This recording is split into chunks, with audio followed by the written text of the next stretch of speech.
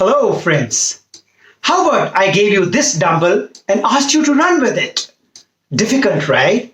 Most of you can, but with a 5 kg dumbbell in hand, the efficiency is likely to go down. How about if I were to give you 2 such dumbbells and ask you to run with 10 kg? Probably mission impossible. For most of us, forget about running, even walking may not be a very easy option in this situation. These dumbbells, my friends, are nothing but metamorphical representation of certain unfulfilled goals, some big missions that we had set for ourselves in our lives, but owing to being deeply bogged down by the chains and confinements of our day-to-day living, failed to fulfill them. This was the crux of a research theory called Zeigarnik effect, which was published in 1927, which said that when human beings fail to pursue the big goals which had for their own massive transformation, these memories of unfulfilled goals tend to be a very big drag and bog them down when they are doing their day-to-day work and reduce their professional effectiveness. This, my friends, is one of the big dilemmas which winning professionals need to overcome. But before we explain why and how we can overcome, let me talk about one reason why this happens. So in most management and executive leadership coaching programs, we explain this simple chart. It's a 4-box chart which says that the activities which professionals do can be classified as either urgent versus non-urgent and important versus not so important. And accordingly, zones are classified as Zone 1, which is very important but not urgent. Zone 2, urgent and important. Zone 3, urgent but not important. And Zone 4, things which are neither urgent nor important. The fact that professionals wrongly allocate time to these 4 zones is the only singular criteria why professionals fail to succeed. Zone 4, which is neither urgent nor important, no prizes for getting, is the zone of addiction. Some of our bad habits, some of our weaknesses which give us instant gratification. It could be Netflixing, serial binging, smoking, pubbing, things which may give us immediate joy but are not going to help us professionally. Zone 3 is the zone of rituals, things which are urgent, there is a deadline, so we must do them immediately, but not important. So your neighbor's aunt died and you need to go to the funeral, or there is a corporate meeting where probably your presence has no tangible value, but you may have to go as a courtesy, are categories of this zone 3, which is ritual and obligations. Then comes zone 2, things which are urgent and important. This is where most professionals or entrepreneurs make a big judgment of error.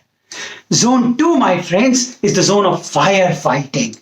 These include things which are, of course, of paramount importance because the deadline is approaching. Your year-end account closure, your monthly sale target closing are some of the examples which are urgent and need immediate attention, but may not have that great value when it comes to your long-term career enhancement. The solution for you to emerge as a true winner, and what I wish to convey as a message during the lockdown period, is focus on Zone 1. Because Zone 1 contains things which are of extreme importance. However, because they don't have any compelling deadline to be honored to or adhered to, you tend to compromise them and therefore severely hinder your own growth. Let me give you a few examples. Let's take the example of a school or a college principal who is so busy in the firefighting and ensuring students give complete attendance, the entire course is done timely, and obviously students get best possible marks, which by no stretch of imagination is a wrong goal, but comes in the firefighting or crisis management zone. What then for a school principal or a college principal could be the planning or strategy zone, Zone 1. Things such as a computer lab renovation, library expansion, new infrastructure expansion, starting a new course.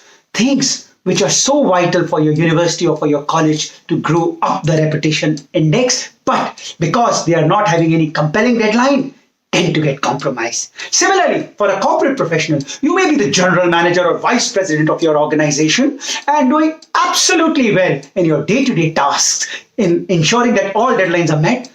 But how about those individual growth targets, planning and strategy zone? How about that book you wanted to write to build your external status? How about that presidentship of an association, an industrial association, which would catapult you to higher echelons of reputation? How about making your brand, your external status by focusing on zone one?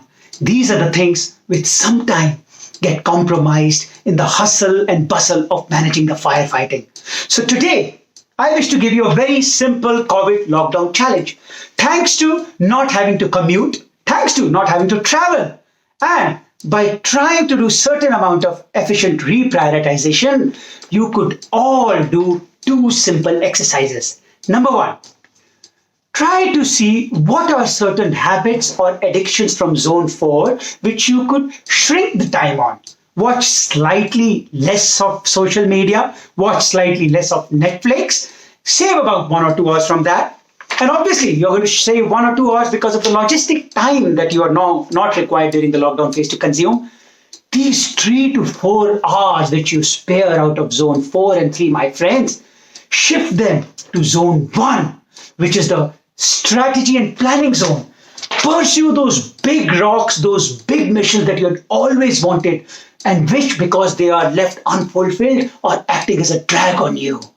Identify those big goals and pursue them now so that no matter any kind of pressure, these dumbbells which are acting as a psychological bog down on you can be thrown away and you can emerge extremely powerful and a more effective leader out of this lockdown period.